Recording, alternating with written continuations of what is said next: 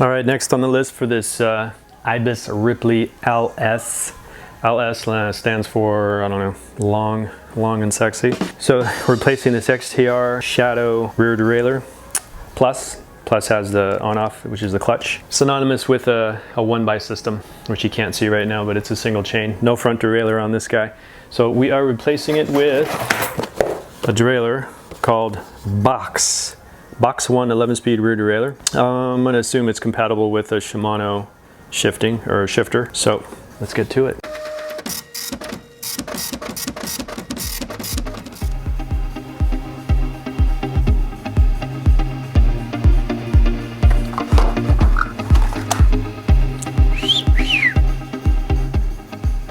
Onward and upward, we're going to go ahead and take this rear derailleur off.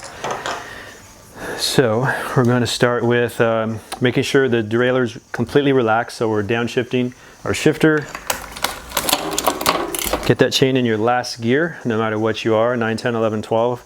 Get it in the last gear. Derailleur is relaxed. There's no pressure on it. You could even turn the clutch off if you want, if you have the Shimano style. If you have the SRAM style, go ahead and push your derailleur cage forward. Activate that button there until it holds it. It's going to make everything limp, which that's a very nice feature on the SRAM. So we're looking at a 4mm for this style here, this bolt. And we're just loosening that bolt just enough. You can't take it out completely if you don't want to deal with cutting the end of the cable lock, because we have the end cap there. So I'm just going to go, let's see, since we don't want to, we're going to save the housing and the cable, so I'm not going to snip any cables. So we'll go ahead and I'm going to get a different tool. I'm going to use my T-handle with the ball end here. And remember the orientation of the bolt, well, not so much the bolt, but you have that washer, basically it's almost like a shoehorn, round and then flat. That's going to go in a certain particular direction when it goes back on. Now we've freed up our cable.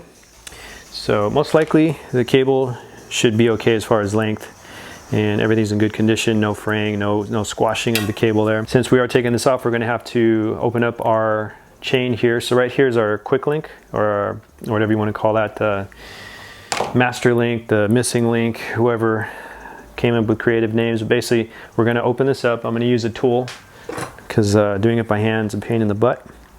So this tool here is the MLP 1.2, so we can connect and disconnect with this tool. So pay close attention when you go to open this. Usually there should be a nice distinct click with a little bit of friction. It should give you a little bit of, not trouble, but some resistance. If there's no resistance and there's no pop or click, then most likely this guy's getting worn out. That makes sense if you've taken this off once or twice. Manufacturer, I don't know if they're allowing you to say it's okay to use it once, twice, or 3 times. Maybe they say one use and that's it, but they've just got to cover their butt. So if this opens up too easy, so I like that sound.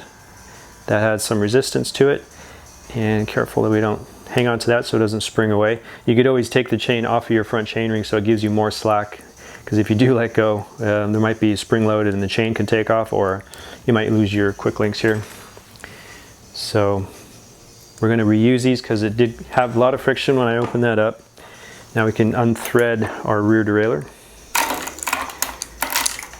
And if you're nice to the chain, it will stay in place and it won't take off on you. So let's see here. Okay, now we're going to pull our housing out of our derailleur. Make sure the housing and the ferrule cap comes with it. Ferrule cap stays, it's not a big deal. We just got to fish everything back together. So this is going to slide out. So now we do have the end cap. End cap's not going to fit through here. So if you want to be sly, we can try and take this end cap off real gently, so we're not going to disturb the cable, because we don't have a lot of cable to work with. If I chop here, our cable's getting shorter and shorter. It's going to be harder to get it back into the pinch bolt. So you can use your choice of pliers or wire cutters. I'm just going to try and make this end cap round again the best I can, and then see if I can force it off. Yep, there it goes.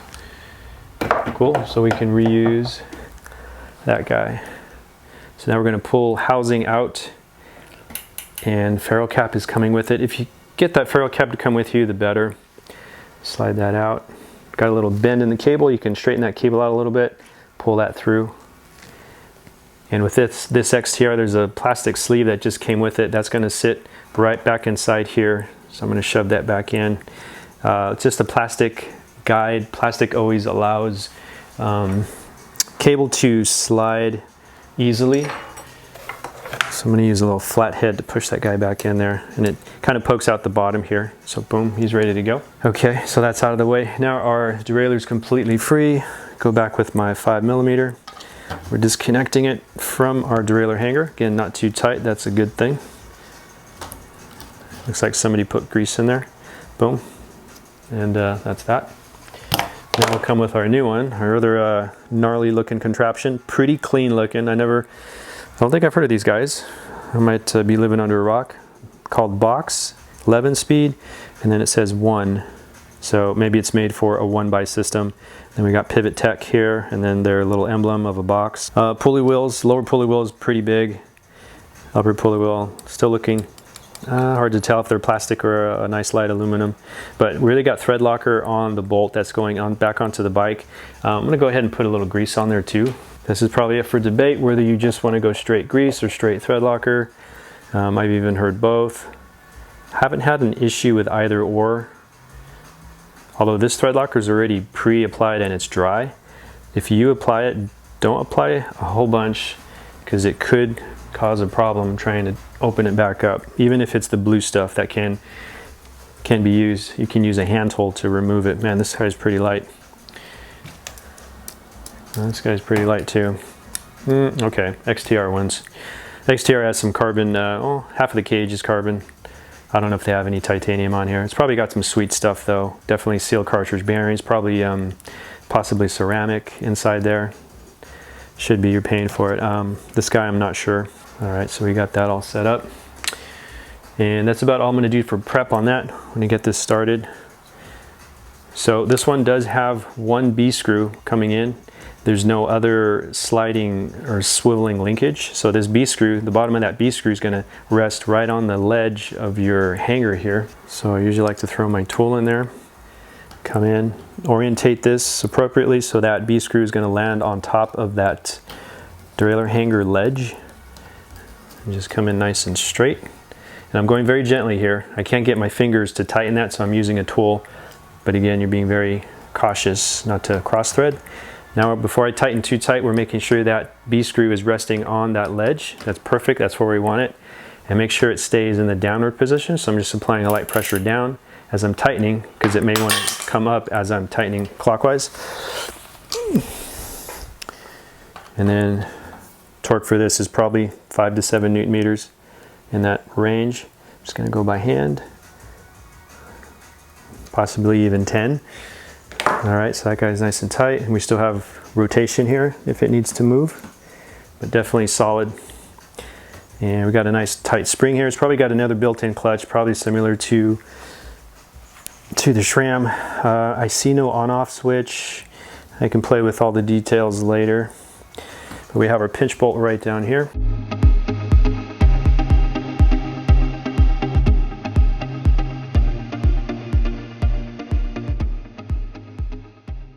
All right, so here we have our B screw, which looks like they use either a 2.5 or a 3mm hex or Allen tool. Wow, we got 1, 2 right here.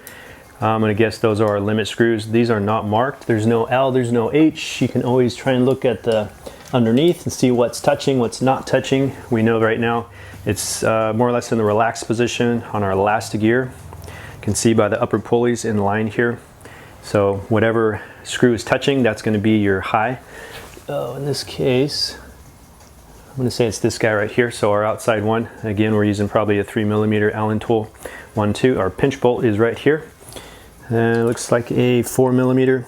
So our cable is going to run down there. Hopefully, we're long enough here. And then that's all. Those are our vital points right there. If this has any other features, I'll have to take a look at the manual. All right, so we're gonna see what we have here. Gonna go ahead and thread. Careful, if this guy's cut, we don't want him to fray, so make sure we gentle getting through these holes, because the hole down here is probably smaller than the opening up on top.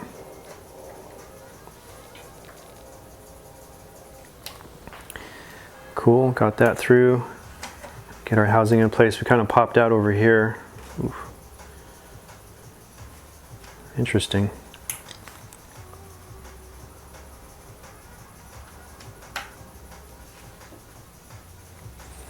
Okay. All right. So this kind of freaked me out, not freaked me out, but usually there's a ferrule cap here that then gets embedded, right, stops right about there, but there's no ferrule cap. Doesn't look like it takes one because the hole is so small. It probably won't take a ferrule cap, but as you push more, boom, I hit the end there, so it's going right into our little exterior door cover there. So all that's good. But if we needed to come this way, I'd probably have to replace this with the longer housing if I needed to a little more slack, but hopefully not. Everything is looking pretty close. And then double check, make sure our shifter is downshifted all the way. Because if it's not, then we're working with a really short cable like that. Let's downshift all the way. Pull gently, no need to pull with pliers. Boom. And then our pinch bolt's right about there. So we're gonna loosen that guy with a number 4. When in doubt, get in there real good, take that bolt completely off, but make sure you understand what its orientation is, because the washer, usually it's not a round washer, it has a certain shape, and so the cable has to come in at a certain angle. It's either coming in on the left side of the bolt or the right side of the bolt or at a certain angle. That can change how this shifts.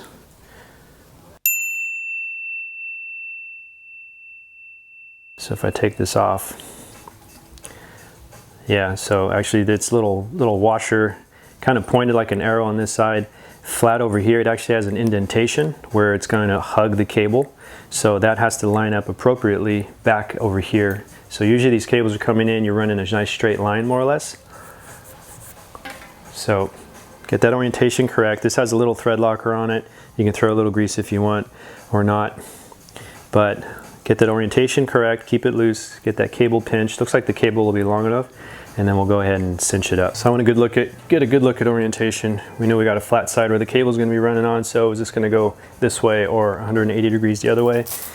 And just looking at the shapes usually line up flat side and then a pointy side. And if you follow the naturally straight line here, we're going to say the cable is just going to run straight that way. So just put the puzzle together.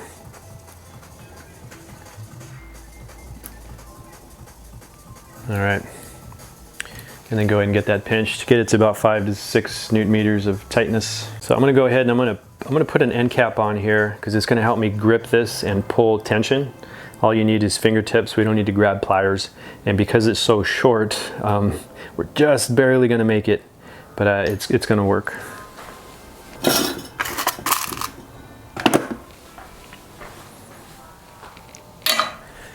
So throw an end cap on here. If you have trouble getting it on, just go in a twisting clock motion. Twist your cable if it's getting frayed in a clock motion, and then same thing with your barrel or your end cap. So these are Park tools. They got a bunch of little indentations, so we can probably do a bunch of things for crimping. Let's try this guy. And then I'm going to give it a tug. Boom, staying on there nice and tight.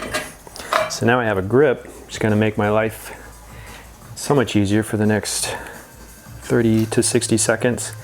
Boom, slip it in between like a sandwich. We know we're hitting that indentation groove, which is going to hug the cable and not crush it.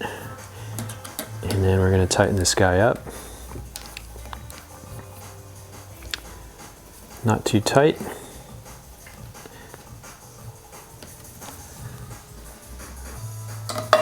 All right.